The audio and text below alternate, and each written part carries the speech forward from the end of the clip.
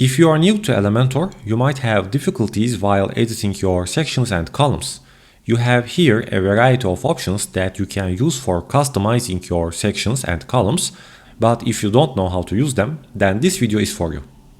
First of all, for editing a section, you need to choose this button with dots in the middle, and it will bring you to the detailed edit section part. Here we have three tabs as layout, style, and the advanced tab. So let's begin with editing our layout. Here we have two options as layout and structure. And let's begin with the layout tab. The first one is the content width. It has chosen as boxed, and there is the full width option as well. So now when I select, for example, the full width option, now we see that our columns are going to take the full width of the section. Let's also inspect our page and update it. Now we see that the columns are taking the full width of the page, and also they are fluid now. Now let's go back to boxed, and the second option you see here is the width. Currently it has a default width, but you can assign here a width value. I think the smallest one is 500 pixels. So if I choose 500, now our content, the whole content, like the two columns, are going to have a 500 pixels of a width. If you prefer, you can also change the size of your width from here. But you need to remember that this one is actually a fixed width, so it is not going to be fluid. Okay, now there is also a little icon here, and when I hover over it, it shows desktop text. Now when I click on this, it brings two additional icons such as tablet and mobile. So if you use this icon here, it will take you to the responsive page, so you can also view your page on different devices such as mobile devices and tablet devices. So if you want to make changes, you can easily see it from here. So the next option we have here is the columns gap. Currently it is default.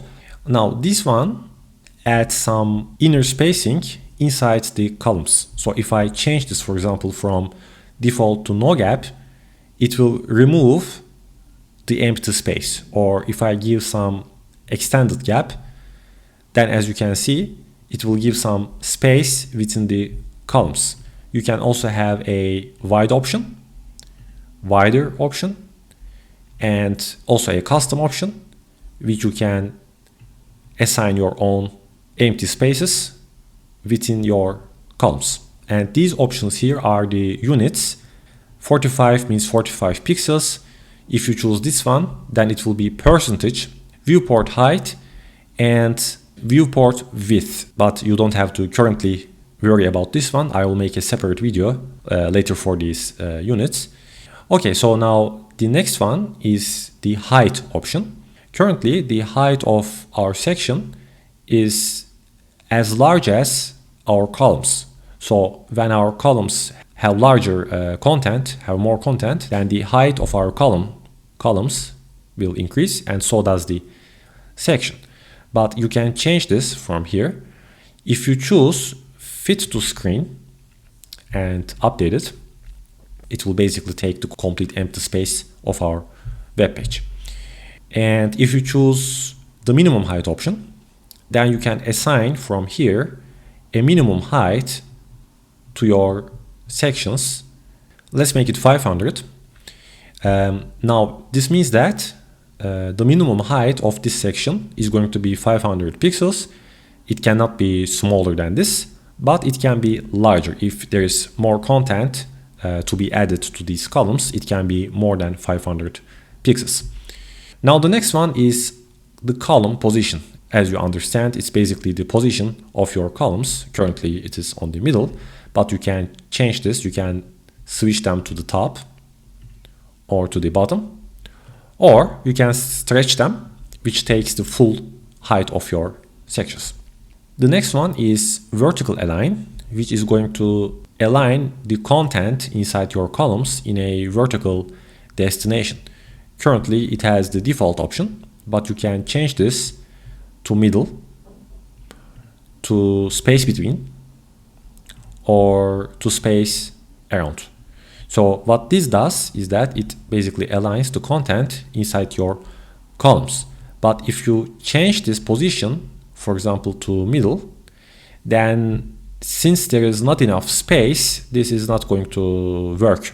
So if you want to use this option, your columns should have more space so that you can change the vertical alignment of your columns if you need. This one is the overflow property, which I currently cannot show you in this example, but I'm going to try to use it here and show you with a CSS property. For example, let's assume that this column is much smaller than the content inside of it. So let's say that this element is going to have a maximum height of 100 pixels. Okay, so if this was the case, like the height of this column cannot be larger than 100 pixels, what you see here is that there is not enough space for this text, so it overflowed. And here I have the option to make it hidden.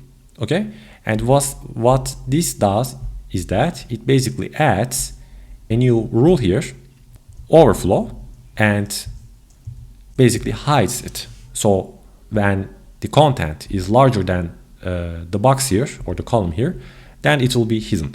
But unfortunately I cannot show this on this example, but this is basically what this overflow thing does. Okay, so the next one is the stretch section option. Currently it is off, but for this template our section is already taking the full width of this web page, so it has no effect when I make it on. Maybe in some templates, if this section is smaller than the web page, but you want to have your sections taking full width of your templates, then you can turn it on. But for this template case, this is not necessary. Okay, now this one is HTML tag, and you can assign to your sections a new tag form here. So currently we see that we have here defined the section HTML tag, but maybe you don't want to use this one. Maybe you are defining a footer or a header. By default it is section, but you can say, okay, I want to use this as a footer.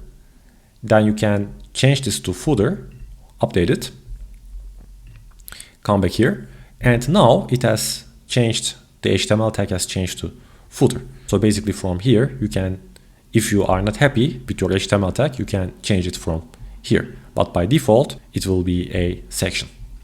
Okay, now let's move on with the structure. By default your columns are equally divided. If you are not happy with this, you can easily make it one column twice bigger as another column from here, or you can drag your columns like this and you can assign them different width sizes. But if you are not happy, then you can take it back to default from here. Okay, now let's move on with the style tab.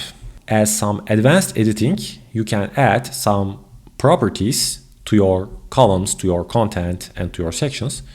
The first one is the background property. To see this section better, I gave a red color, but you can take it back from here. So if you clear it, now our section will have no color assigned. This is the classic one, by the way, a classic color. And if you prefer, you can choose a gradient one, and you can assign here a second color, like, I don't know, maybe you want it black. Okay, you can change the location of your gradient colors, the first color as red and the second color as black. You can make it linear or radial like this, and you can again change the location. And you can also, if you choose radial, you can pick here another position for your gradient colors. The next one is a video. If you choose this one, you can assign here a video link and it will have a video background. It will play a video background. And this one is for slideshows. You can add here multiple images if you prefer to your sections, and you can basically choose it from the media library, or you can add new images to your library if you prefer. You can assign here the additional properties. I'm not diving very deep to the background section because I will make an additional video for the background property later. The second one is the hover option. And if you choose the hover one, it means that if you come here with mouse, it can have, for example, another different color. Maybe you want it, I don't know, maybe you want it white or like gray. Now, if you hover over it with your mouse, you see that it changes its color. And if you prefer, you can also assign a gradient one. So when the viewer hovers to this section, the color will change. And this one is the transition. It's currently very quick. Maybe you want to have it like slower. So when you choose, for example, 1 second, then you come here and you see the transition now is happening much slower. Okay, so the next one is background overlay. This is actually more suitable for images, so I'm skipping this part. And the next property is borders. So border means you can assign some border to your sections. You can give a border type. You can make it, for example, double if you want. And now we have here a small border, but currently it's harder to see. So I'm going to increase it from here. Okay, so now as you can see, we have a double border here. You can change this to dotted, or to groove, or to dashed, or to solid. Okay, so now here we have a very thick border. Let me make it smaller. And you can assign a color if you want. You can make it, I don't know, green. Now you have here a bright green border. You can also give some radius to your borders, and as you can see now here, the corner of your borders will have some radius.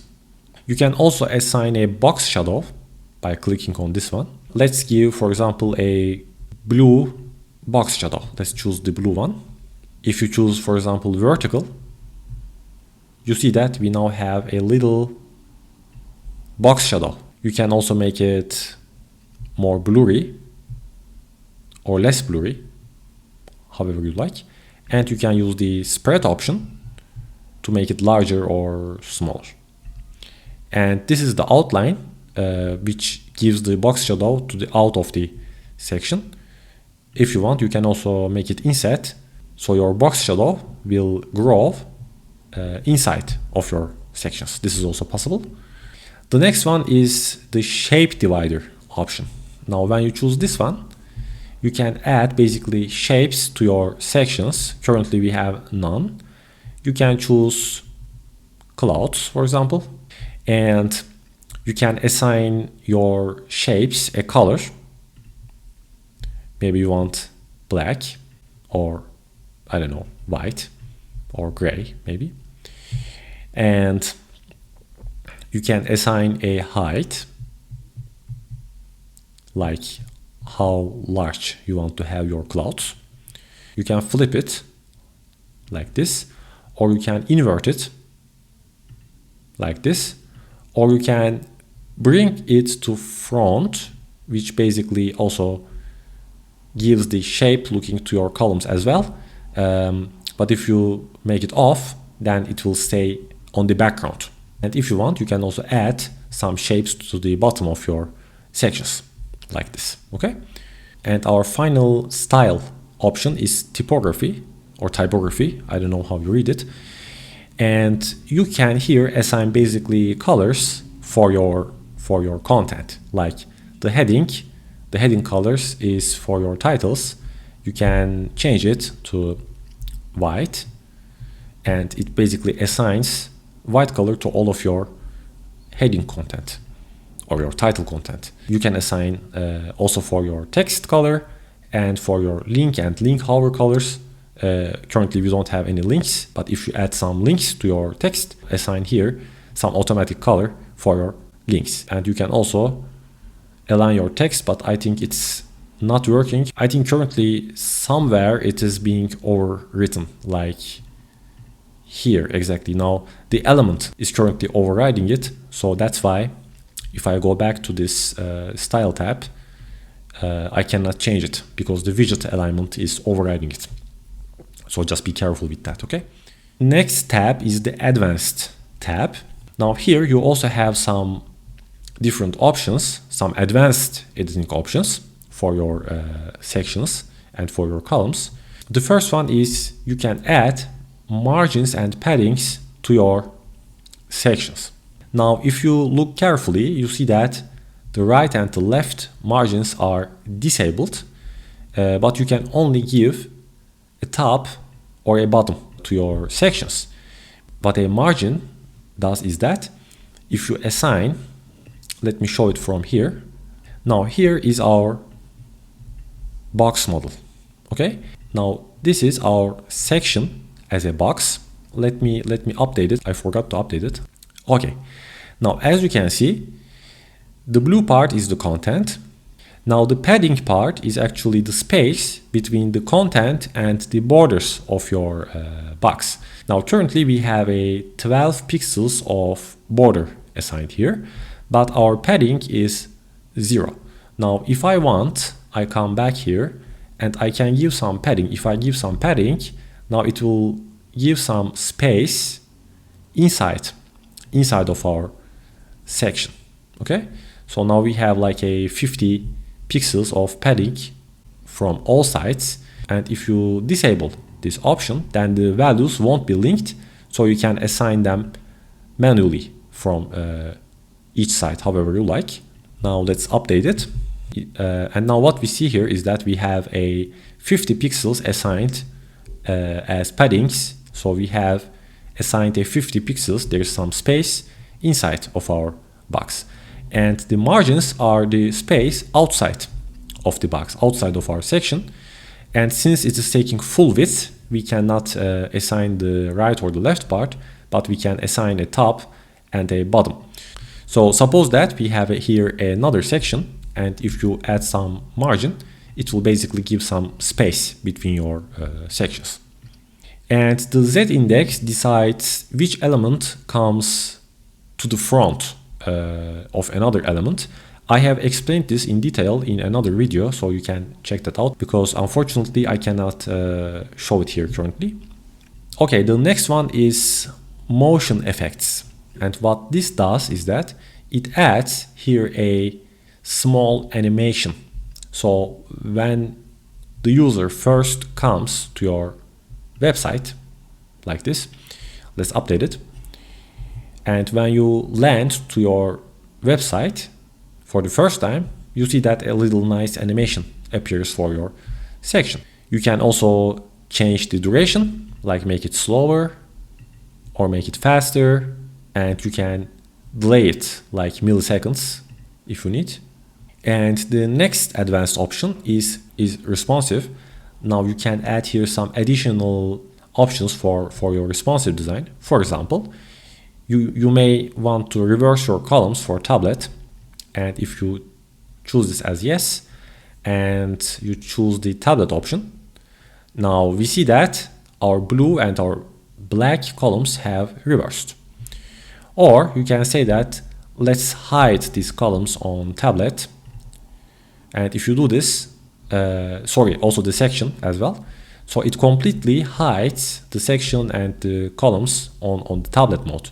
But here is a little message saying that responsive visibility will take effect only on preview or live page, so which means that you cannot see the effect here. So let's update it and let's see it here. So when I come here and choose the tablet option, like an iPad, now we see that it's hidden. And when I come back to a mobile device, now we can see it again. Or if I completely get out of this responsive mode, then we can see it again. The final two options, attributes and custom CSS, allows us to write your own CSS classes if you are not happy with these options you have here. If you also can write some HTML and CSS, then you can add your CSS classes like I am making these changes here, and you can write your additional CSS rules and add them under this tab. But the thing is that you have to become a pro member if you need to use these features. You can find the link in the description part below of this video. So if you decide to become a pro member and use my link to do that, then I will earn a small commission from Elementor. And if you do that, this will be a great support for my channel. Thanks in advance.